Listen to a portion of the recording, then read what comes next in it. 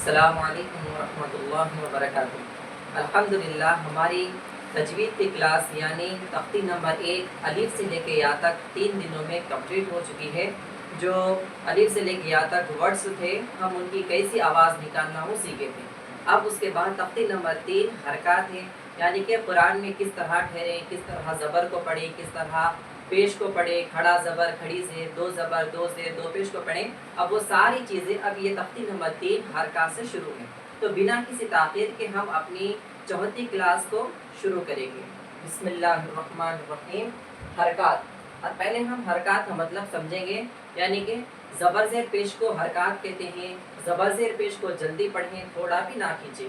الف ہمیشہ خالی ہوتا ہے، جو الف خالی نہ ہو تو وہ حمزہ ہے، ٹھیک ہے۔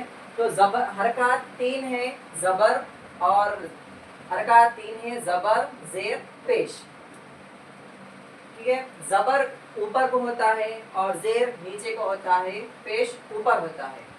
اتنا ذہن میں رکھیں کہ حرکات کا مطلب ہے جلدی پڑھنا، تھوڑا بھی نہ کھینچے، اور حرکات 3 ہے زبر زیر پیش، ٹھیک ہے۔ ہاں، الف ہمیشہ خالی ہوتا ہے، الف ہمیشہ خالی ہوتا ہے، جو الف خالی نہ ہو وہ حمزہ ہے۔ یعنی کہ اگر الف کے اوپر کچھ بھی آ جائے، زبر زیر پیش، دو زبر دو زیر، اگر کچھ بھی آ جائے تو وہ الف نہیں ہوتا بلکہ اس کو حمزہ کہا جاتا ہے۔ اگر الف کے اوپر کچھ بھی نہیں آیا، یعنی کہ خالی الف رہا، تو اس کو الف کہتے ہیں، لیکن الف کے اوپر کچھ بھی آ جاؤ، زبر زیر پیش، تو وہ حمزہ کہلاتا ہے، ٹھیک ہے۔ زبر کی آواز اوپر کو جاتی ہے اور زبر اوپر کو ہے، زیر کی آواز نیچے کو جاتی ہے اور زیر بھی نیچے ہے، پیش کی آواز آگے کو جاتی ہے، پیش کی آواز آگے کو جاتی ہے، ٹھیک ہے۔ تو درسا، اب یہ کس طرح پڑھیں گے؟ پہلے زبر کا پڑھیں گے کیونکہ پہلے زبر کا ہے۔ دال زبر دا، را زبر را، در، سین زبر سا، درسا درسا، تھوڑا بھی نہ کھینچنا ہے، اس کا نام ہے حرکات، ٹھیک ہے۔ اور ایک بار آپ غور سے سنیے، کیونکہ ہم لوگ ہجے کرنے میں یعنی اسپیلنگ کرنے میں بھی مسٹیک کرتے ہیں، جیسا کہ دال زبر دا، را زبر را، سین زبر سا، درسا، تو اس طرح کرنا غلط ہے۔ ہجے کرنا یعنی اسپیلنگ کرنے کا صحیح طریقہ یہ ہے کہ دال زبر دا، را زبر را، در، سین زبر سا، درسا، جیسا جیسا ایک ایک ورڈ پڑھ رہے اس کو پیچھے والے حروف سے ملا لیتے ہوئے پڑھنا ہے، یہ ہجے کرنے کا صحیح طریقہ ہے، ٹھیک ہے۔ تو حرکات ہم کس طرح پڑھ رہے ہیں؟ دال زبر دا، را زبر را، در، سین زبر سا، درسا درسا، نہ کھینچنا ہے نہ جلدی جھٹکا دینا ہے، بلکہ تھوڑا بھی نہ کھینچے، جلدی پڑھے۔ یہ تھا زبر کا۔ اس کے بعد ہے زیر۔